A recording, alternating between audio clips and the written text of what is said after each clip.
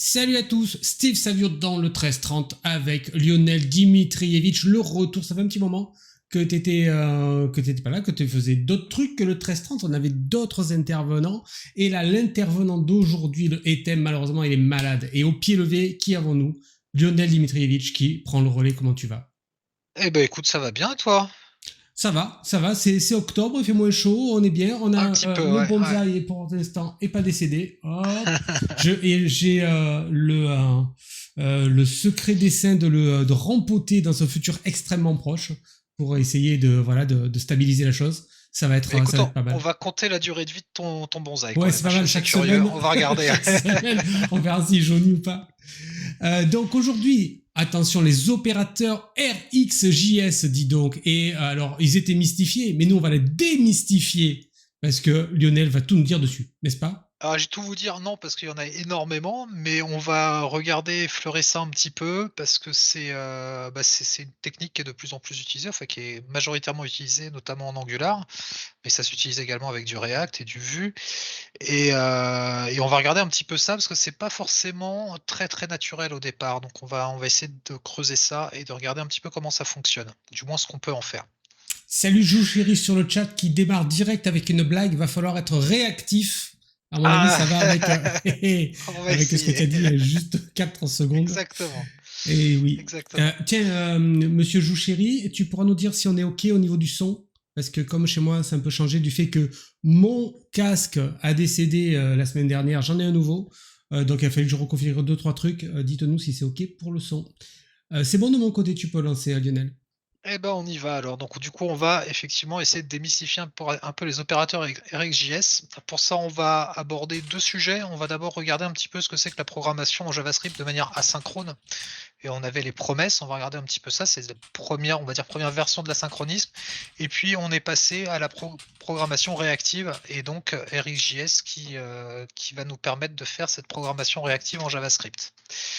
Alors les promesses, c'est quoi? En fait, c'est simplement la possibilité d'exécuter du code de manière entre guillemets «asynchrone» en JavaScript. Il n'y a pas de véritable asynchronisme dans les navigateurs, mais ça va émuler en fait ce principe-là. Donc en gros, on va exécuter une tâche et le reste de notre code va continuer à s'exécuter en parallèle.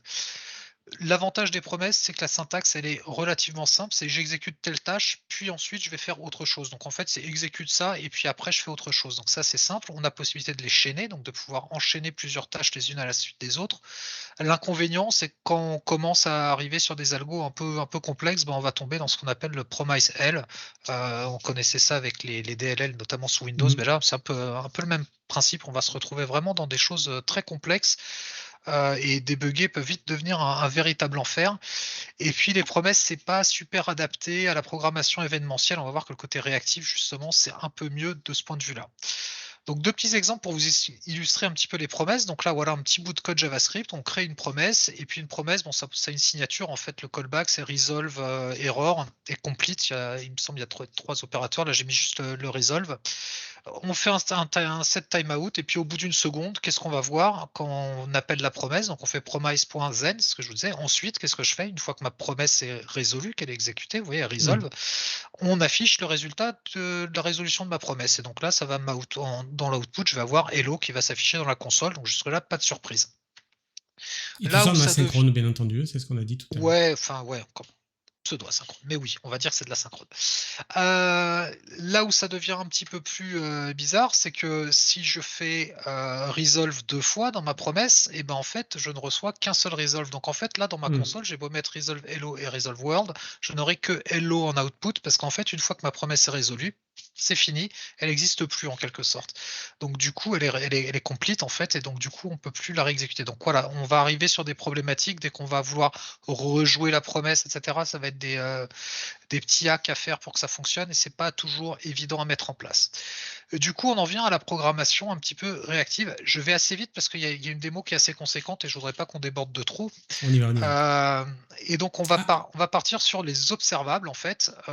Donc les observables, ceux qui font déjà des frameworks SPA en JavaScript savent bien ce que c'est.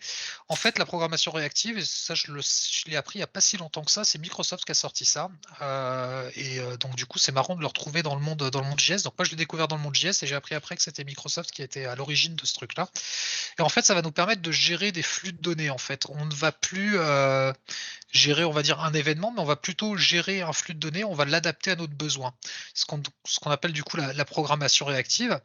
Attention, on va, potentiellement être sujet à des effets de bord, donc il faut bien maîtriser les choses. Par contre, par rapport à des promesses, c'est beaucoup plus facile à structurer et on va voir que c'est beaucoup plus facile à utiliser. Mais par contre, du coup, manipuler les flux est plus compliqué, d'où, la bibliothèque, RxJS qu'on va voir tout à l'heure. Et donc quand on crée un observable, je vous ai remis un petit bout de code JS, voilà, on fait un observable. Au bout d'une minute, il nous renvoie hello, donc là on a le résultat attendu, hein, output hello, il n'y a pas de problème. Alors la différence avec la promesse, c'est que dans la promesse, tu exécutes la promesse, ensuite tu fais ça.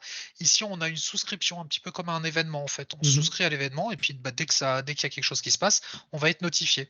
Et donc le même exemple en parallèle où on a hello et world, alors là du coup les deux vont s'afficher évidemment et c'est pas une seconde plus tard. J'ai fait une petite boulette, là j'aurais dû mettre deux timeouts dedans en fait dans mon observable.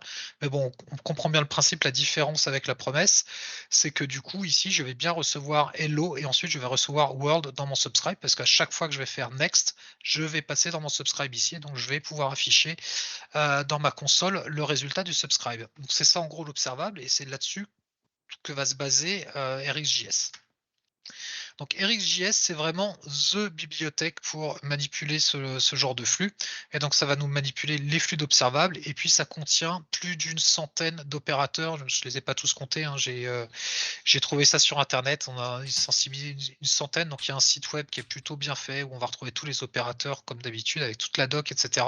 Et avec tout ça, ben, on va pouvoir manipuler nos flux observables. On va pouvoir créer des observables, donc avec des petits mots-clés comme off, comme from, qu'on verra tout à l'heure dans les exemples. Il y en a d'autres, from event, empty, etc. Il y en a un petit paquet. On va pouvoir créer des observables depuis des observables pour les combiner, par exemple. Donc on verra le combine latest en action tout à l'heure, qui va nous permettre de prendre deux observables pour n'en faire qu'un seul en sortie. Donc ça peut être, c'est quand même assez utile. On va pouvoir filtrer également les éléments qu'on va recevoir. Donc avec l'opérateur filter, par exemple, on va avoir un debounce time qu'on pourra voir. Tout ce qui est en gras, jaune, là, c'est un petit peu ce qu'on va voir tout à l'heure dans la démo. Donc distinct until change, etc. Vous voyez, on a vraiment beaucoup, un first, single, take, etc. On en a vraiment énormément, donc on va pas tous pouvoir les voir forcément. On va pouvoir les transformer également, ces flux, avec du concat map, du map. Si on fait des tableaux, on voit à peu près ce que ça peut donner. On va transformer notre flux. On va avoir des petites fonctions utilitaires, tab, qu'on utilise notamment pour faire un petit peu de debug ou transformer par exemple nos données sous forme de tableau, par exemple, ça peut s'avérer utile.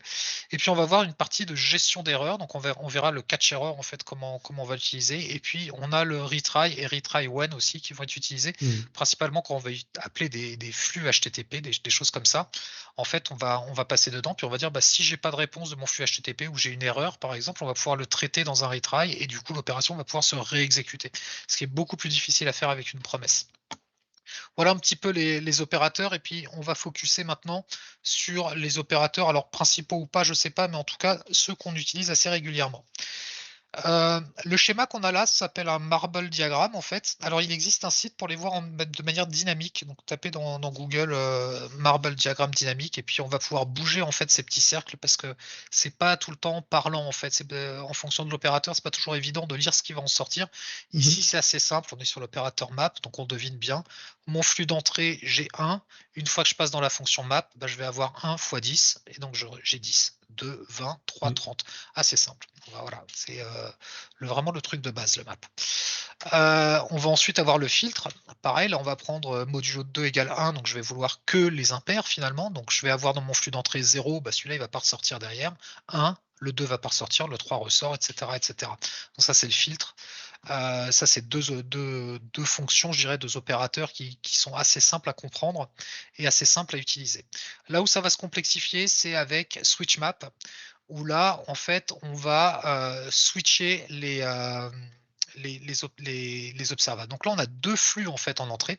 Donc toujours avec cette opération, on multiplie par 10. C'est là que je vous dis, c'est pas très lisible forcément le diagramme là parce que on comprend pas trop ce qui se passe. En fait, ce qui se Mhm. passe dans le switch map, c'est qu'on va avoir une donnée en entrée. Je vais vous le montrer, on l'a en démo, hein. Je compare, je vais vous montrer en démo après. On va avoir un en entrée, on effectue la multiplication de 10. Quand la deuxième entrée, c'est mon multiplicateur. Donc là, quand je fais ça en sortie, j'ai 10, 10, 10. Puis après, si je lui passe 3, bah, j'ai 30, 30. Mais entre entre-temps, je fournis ici le 5 et en fait switch map pourquoi? Parce qu'en fait, il va automatiquement switcher sur la dernière valeur et donc on va avoir 30, 30 puis le 5 arrive entre-temps et donc on va avoir 50, Mhm. 50, 50, il aura switché. La différence, c'est avec un concat map par exemple, où lui, il va attendre, c'est le même genre d'opérateur, hein, va utiliser 2 flux puis avec un seul en sortie, donc même principe, sauf que là, il va pas switcher sur le 5, il va attendre de finir en fait ces 3 opérations, donc de marier finalement, de multiplier à chaque fois l'opérateur avec le 3 là, donc il va multiplier 3 fois 10 avant de passer sur la valeur suivante. Donc c'est là la différence entre le switch map et le concat map et on verra les 2 en action tout à l'heure. Le combine latest, beh, en fait, c'est simple, on prend 2 flux et puis, bah, on les concatène et on a un seul flux à la sortie. Donc là, A1, B1, B2, B3, B4 et cetera. C'est, C4 parce qu'on était sur le 4 à ce moment-là, D4 et E4. Donc on voit là dans le temps, vous voyez, j'ai A1, ensuite j'ai B1, B2, B3, B4. Le C, ici, il va prendre la dernière valeur, donc le 4, D4, E4. Donc c'est assez simple à comprendre et c'est assez pratique quand on veut combiner justement des flux comme ça pour pouvoir faire des opérations sur deux données, en fait, deux types de données. Ensuite, des opérateurs qu'on va. Oh là, je me suis trompé sur la slide. Là, le distinct until change, il est pas Ah bon, le oui, diagramme ça c'est Marble, je suis combine désolé. latest. Ouais, C'est rien. alors. C'est rien, il y a des couleurs, c'est quand même sympa. Ouais, il y a des couleurs, c'est joli, ça fait un peu Noël, même si c'est un peu avant l'heure. Donc le distinct until change, il va nous permettre en fait de n'émettre des valeurs que lorsque la valeur a changé. Donc là, imaginons, j'ai 1, 2. En fait, en sortie, je vais avoir 1 et puis 2. Je ne vais pas avoir 2 fois le 1 qui va être émis, il ne va arriver qu'une seule fois.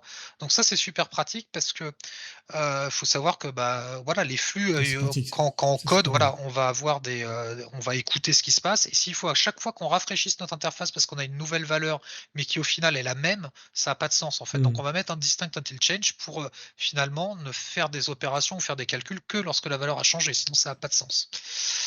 Le debounce time, on va le voir également tout à l'heure en pratique, qui est très intéressant parce qu'en fait, on va pouvoir lui dire, par exemple, de ne prendre les valeurs qu'au bout de X millisecondes si la valeur n'a pas changé.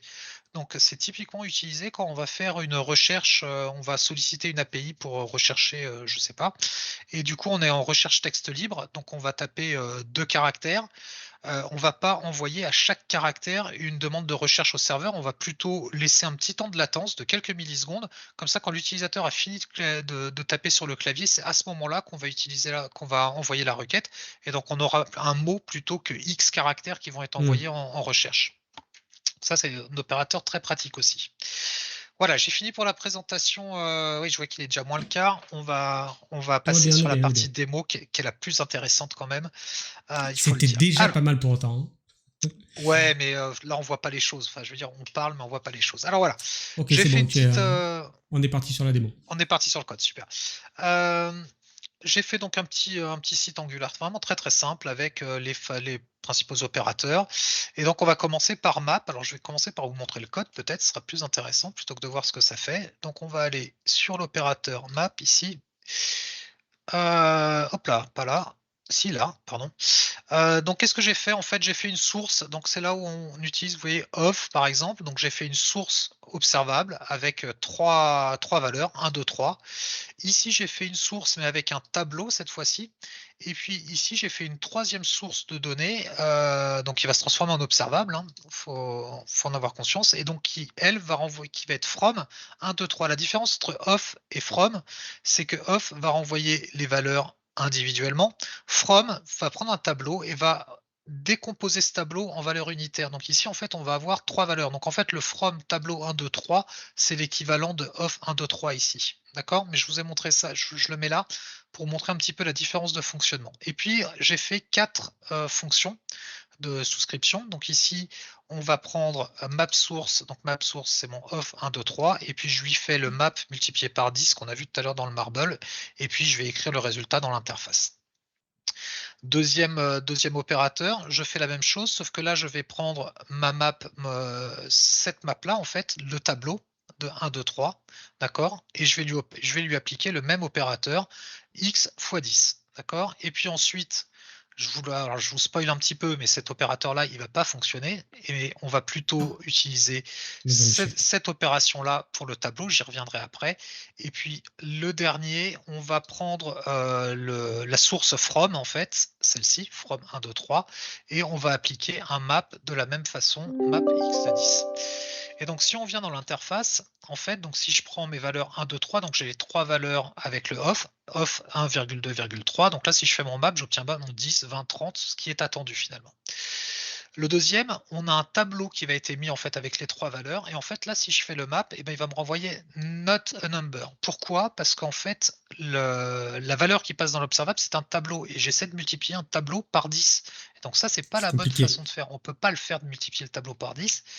Et c'est pour ça que la bonne façon de faire, c'est plutôt de faire un map. Donc ici, pour récupérer le tableau, le X, ça va être le tableau que je récupère. Ensuite, sur ce même tableau, et c'est là où il faut faire un petit peu attention, c'est le même mot, map, mais là, on travaille sur le tableau. C'est une fonction du tableau, c'est plus un opérateur avec JS. Et donc là, effectivement, je vais avoir chaque valeur individuellement que je vais pouvoir multiplier par 10. Et donc là, si je fais ça, effectivement, ça va fonctionner. Je vais bien retrouver mon 10, 20, 30. Mais du coup, j'ai fait 2 opérations. Donc c'est un peu plus, on va dire, voilà, faut retravailler un petit peu plus. Et puis le dernier avec le from, où là j'ai la valeur que je multiplie par 10, donc c'est la même fonction map qu'ici. Et ben avec le from, ça va marcher. Je vais avoir exactement la même chose que dans mon premier opérateur. Pourquoi? Parce que ici, from va émettre un observable pour chacune, enfin va émettre une valeur pour chaque élément de mon tableau. Donc je vais bien avoir ici 1, puis 2, puis 3 qui vont arriver dans la fonction map. Mhm. Voilà On te pour suit, on cette te partie suit. de On est bon. mapping. Ouais, vous m'interrompez s'il y a un problème. T'inquiète, Filter, t'inquiète. ça va être à peu près la même chose. J'ai fait à peu près le même élément. Donc là, j'ai mis 10 valeurs que j'ai renseignées dans je vais venir sur le code, voilà. Hop. J'ai mis 10 valeurs dans pareil, off d'un tableau pour faire la même chose. Et puis le from avec le tableau, et partout ce sont les mêmes valeurs. Et puis ici, j'ai mis un petit input. On va mettre 20 ici. Et puis ici, je vais vouloir filtrer en fait sur mes 10 valeurs. Donc là, si j'utilise le off simple et que j'applique filter, bah, ça fonctionne. Alors ce que j'ai fait en termes de code, je ne vous l'ai pas montré, mais j'ai juste, au lieu de mettre map, j'ai mis filter. Et puis c'est tout. Je me suis arrêté là, il n'y a pas de problème. Et j'ai dit, il faut que la valeur soit supérieure à mon filtre. Voilà, donc ici, si je tape 20, j'ai bien des valeurs qui sont supérieures à mon filtre. Ici, avec un tableau, bah, ici, on peut cliquer. Alors, je suis en train de cliquer, ça se voit pas, mais en fait, il se passe rien parce que toujours la même chose, même problème, c'est un tableau qu'on a. Et un tableau supérieur à 20, ça n'existe pas. Donc, on n'a rien qui remonte dans notre filtre.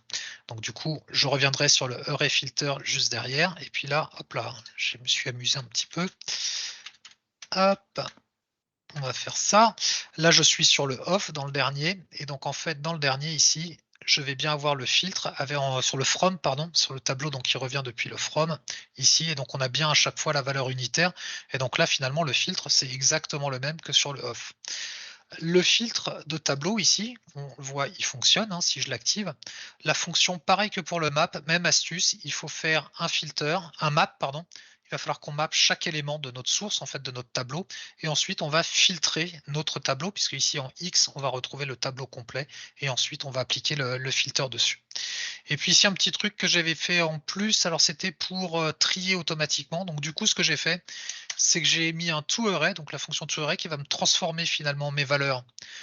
Ici, on est sur un from, donc je récupère les valeurs une à une, et ensuite à la fin, ça va me les transformer en array, et puis je vais les remapper derrière pour mettre en place un sort qui va me permettre de trier les données. Et hop là, c'est ce qu'on voit ici. Les données, elles sont filtrées 22, 30, 52, voilà, elles sont bien filtrées. Trier même. Voilà, ouais, bien trié, pardon. Ouais. Je suis désolé, je parle vite et ça m'embrouille. T'inquiète, Alors, tout va bien, tu es dans les temps. Bon coup. je suis dans les temps. Ouais, c'est pas mal. Ok. C'est On va aller rigolo. sur quelque chose d'un petit peu plus touchy maintenant, c'est les switch maps et les concat maps là, qui sont toujours un petit peu ennuyeux au départ. On sait pas trop ce que ça fait. Et puis on a tendance à faire, bah tiens, j'essaye l'un, j'essaye l'autre et je vois si ça répond à mes attentes. Alors juste que je retrouve, voilà, switch map, on est là.